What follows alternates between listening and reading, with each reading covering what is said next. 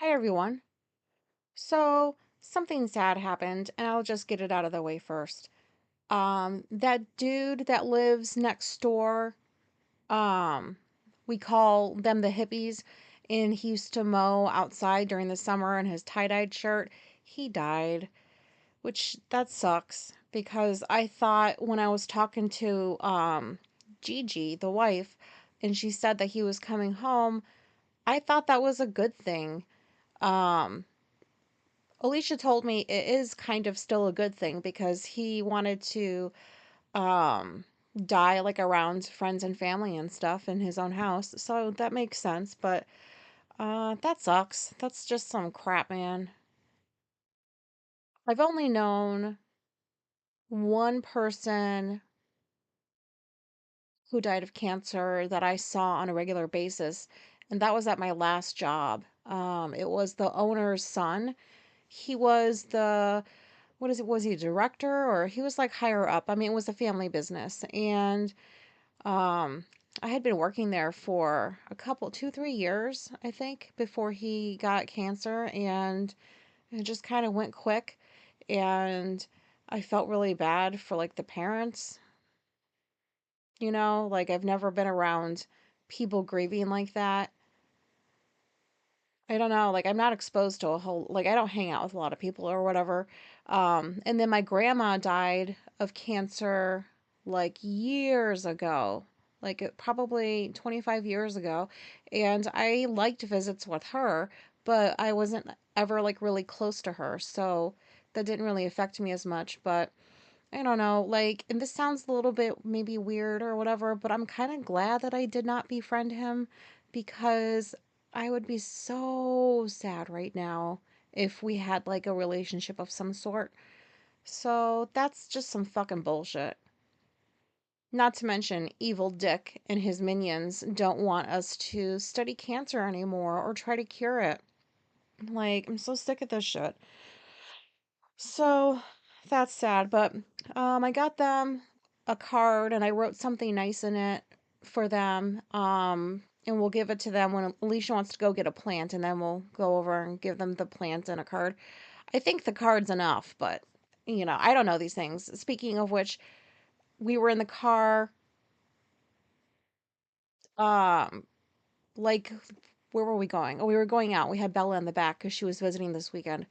And Janice was coming out of her house to go to her car, and she had said that like Gigi had told Janice, tell the girls that he died. So I guess we're the girls now.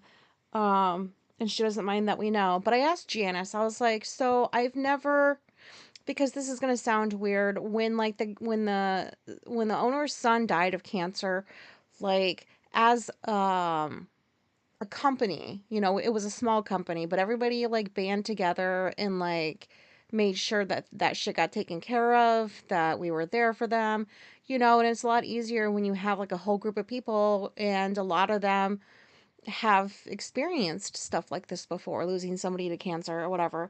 Um, so I'd roll down the window and we stopped and I asked Janice, I was like, Janice, like, I don't really like, what are we supposed to do for somebody's family that passed away? Like, this may be so obvious to some people like listening, but it's not to me. Like, do you get them things? Like, what do you get? And Janice goes, I got them. Um, she went to the rich people's bakery and got them like a box of like rich people food. She didn't say rich people, but that's what it was. And I was like, okay, can you give me ideas? Like, what are some things that maybe like we could think about getting or doing? And she goes, I don't know. I'm like, are you serious? Then why did you get them bakery stuff? She goes, I don't know.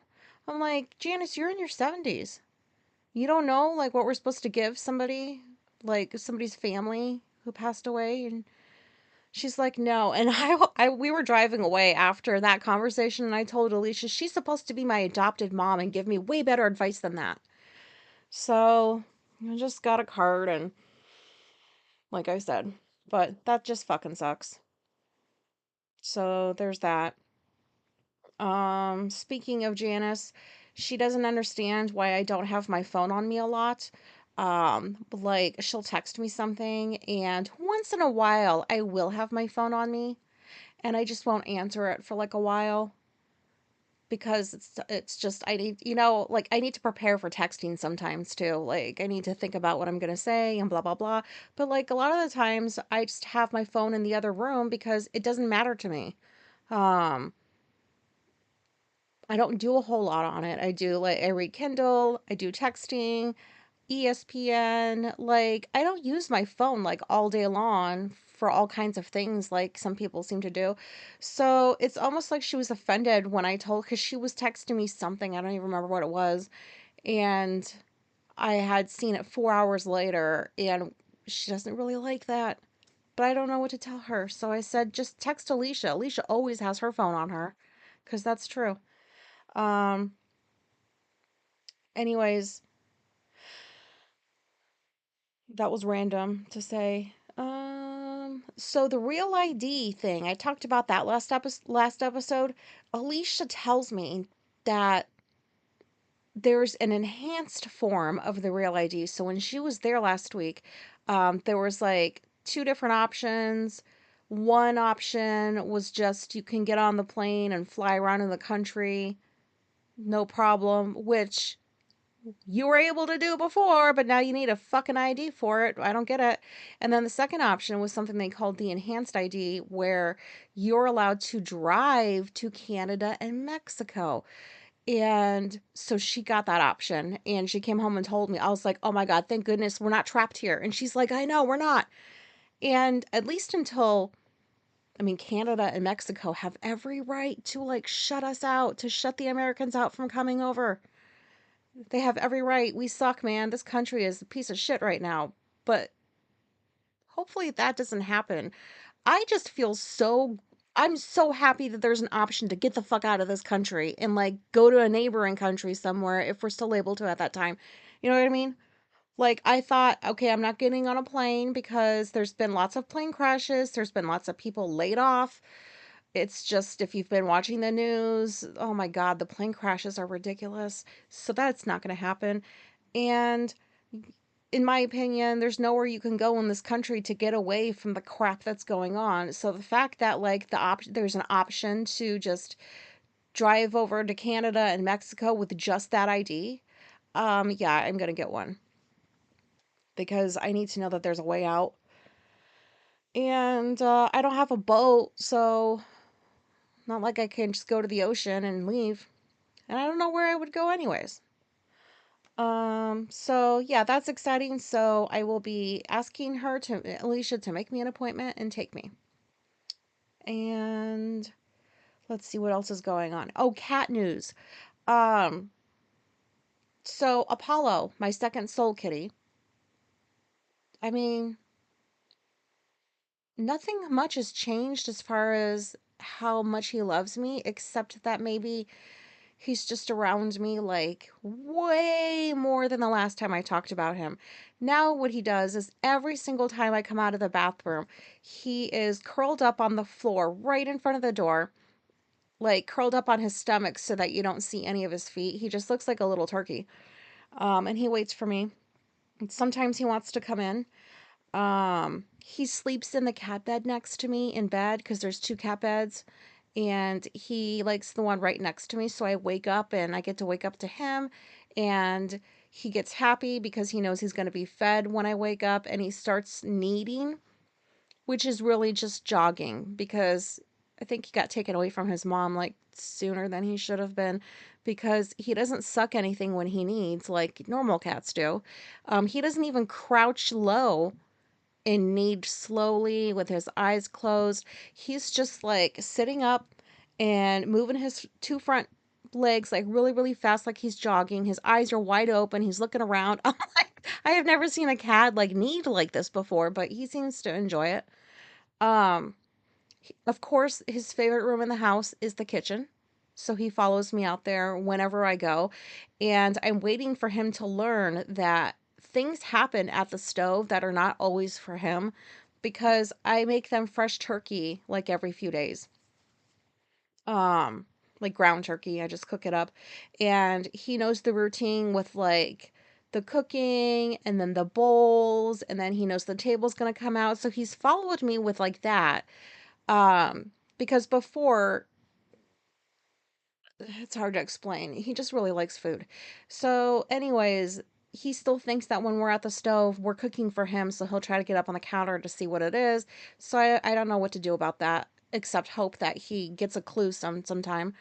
Um, all of the boys, Caesar, Philemon, and Apollo, all of them, when it's time to eat, they march right out there to their table and they all sit down.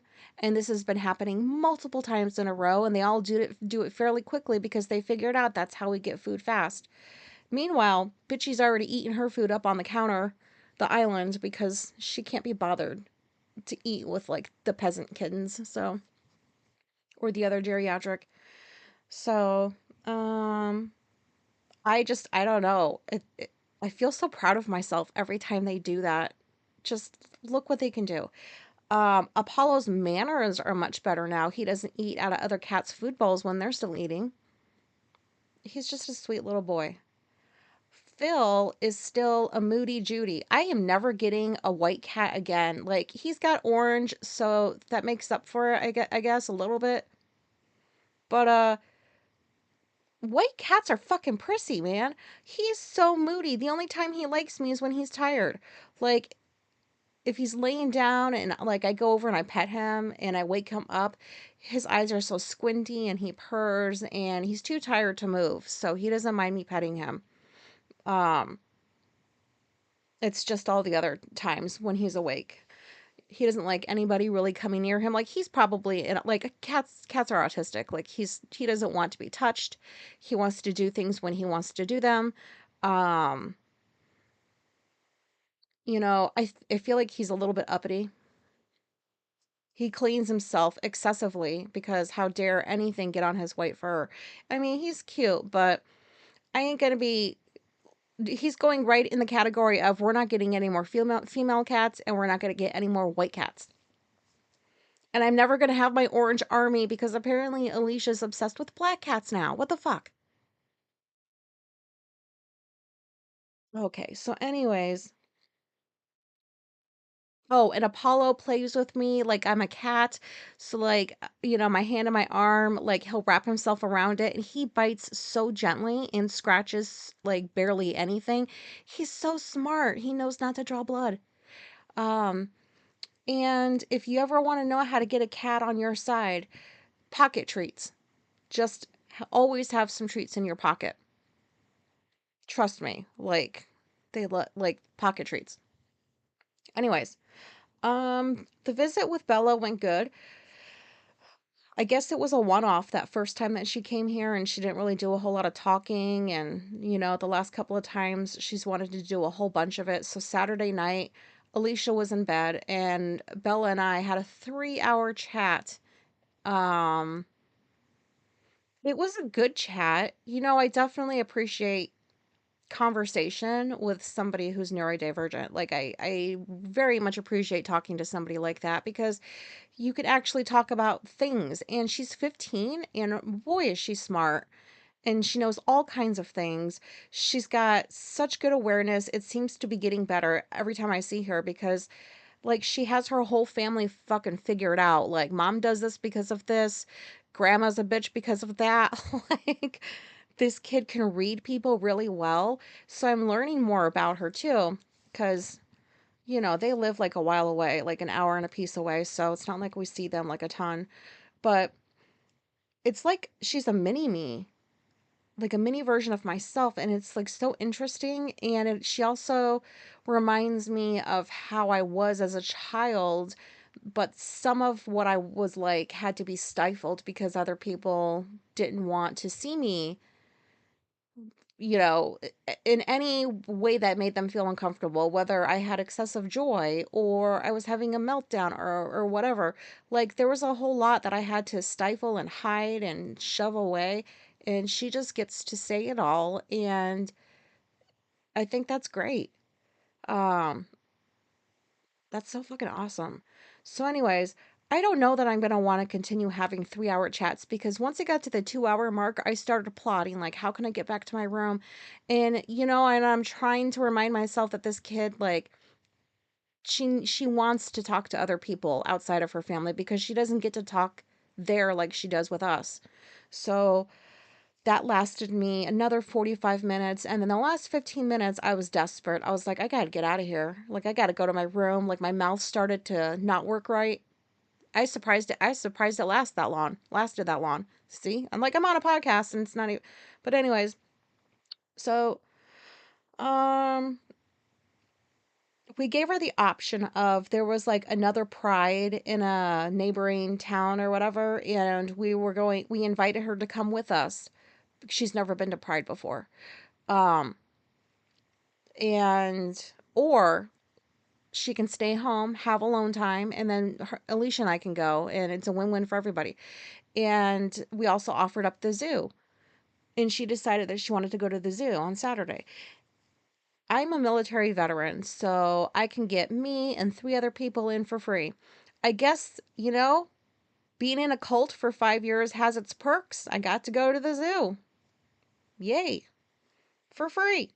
Because guess what? I ain't paying for that shit. So like that zoo has gone downhill a little bit. It was sensory hell. This is the worst I've experienced the zoo. Children everywhere screaming, screaming, screaming, screaming. Like the little sticky jam hands just on the windows, mucking up the fucking windows so you can't see what's behind it. Like, sorry to the parents with kids, but that's a lot. There's so many children, so many children. The children outnumbered the adults. There's so many of them. And I am not walking around with headphones because I've already talked about that before and I don't feel safe doing that. I like to hear what's going on around me, but also I don't. And I didn't want to hear that. Also it's fucking smelly at that zoo. People are smelly. Animals are smelly. I didn't like that. Several exhibits were closed, which was annoying. Like if you have to pay full price to go in there and like you have several of your things closed, like that's not very fair. You should be giving discounts or something. Um, so once we got done with the inside, we went outside. It was 85 degrees, I think it was. Somewhere between 80 and 85 degrees. I had already taken an anti-nausea pill before we left. And so I was thinking, okay, like maybe going outside, like it'll be quieter, less smellier. But no, it was just hot, hot, hot. And I blow up when it's hot. Like, you know how you get bloated a little bit? Because of the hot weather. I have never, like, I used to get bloated all the time when I had my other parts and I would have periods and stuff.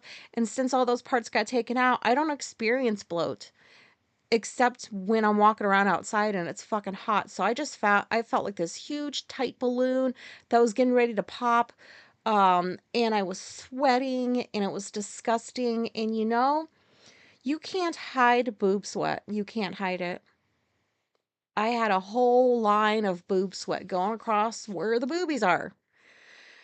My back was drenched. I just, and come to find out, Bella experiences things the same way. Like she's just as sweaty too. So I don't know. I wonder if she's got POTS because she mentioned a couple things that sounds like she could, but we'll see. But anyways, that was terrible.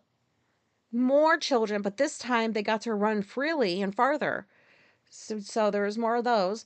Um, we went around to like where there's lions and the bears and all the other animals, and almost every motherfucker was hiding in the shade or inside their little home where they were being kept and they were sleeping. So you couldn't even see them. They were hiding out because it was too hot and they were probably fucking tired. So that was not fun. I wanted to see those animals at the very least. Um, Bella still seemed to have a good time though. But what made it worth it for me, because remember, this is all about me. Just kidding. But this podcast is kind of, and you, it's about you too. Um, so I got to see the elephants, which I see them every time I go there, but this time there was different ones, and there was this really old elephant. It was so ancient and tall and just looked old, like a wise old elephant. It was fascinating to me. And they built out the area where you could stand and look at them. They built it better so you could get closer and Um, you could touch them too if you wanted to. And so we happened to be there just in time for them to do one of their little, what do you call that? A demonstration or something? A card trick? I don't know. So four staff came over to the area. One of them was the talker to the crowd, like, this is what elephants do, like different facts about them, the names of the ones that they have, how old they are, blah, blah, blah. And then meanwhile, while she's talking, the other three each have their own elephants near the fence, and they're getting them to do tricks. Like, I know that there's circuses and I know that elephants are, they can perform at circuses, but I have never seen an elephant perform. And so, like, for example, they were like, lift your back left leg up, or do this, or do that. And every single time the elephant did what it was asked to do. And they got jelly beans as a reward because apparently they like sweets and they love their jelly beans. And so I was pretty much ignoring the lady that was talking because I don't really need to hear about that. I know enough about elephants. I was watching the other elephants do tricks. And after a few minutes, I mean, it was cool. All of it was so cool. But I had this feeling. I was like, these elephants, they're probably like, you stupid humans. Sure, I'll lift my fucking leg for you to get a jelly bean and you can clap. And, they probably are looking down on us like, this is ridiculous. Like, we have to be held at this zoo and do these fucking party tricks for these people. And all we get are jelly beans. So I told Alicia, I was like, I feel like they're judging us. But at the same time, I feel like they're also okay with being there. I can't believe I just spent all that time talking about elephants. That was the only thing that was worth it to me was the fucking elephants. And Bella and Alicia seems like they were ready to like leave. I still had some staring to do. So it was wonderful. There was like seven of them.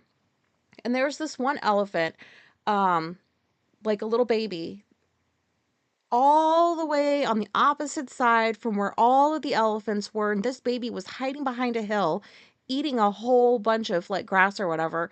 And I thought to myself, like, that would be me. I would be off on my own. I know where the best food source is, and I don't want to be around other elephants because no, you know, that's what I would do. Um, that's what this episode was about. Once again, it's your job to figure out what's relatable in this episode to you. And I really hope you find something that's relatable.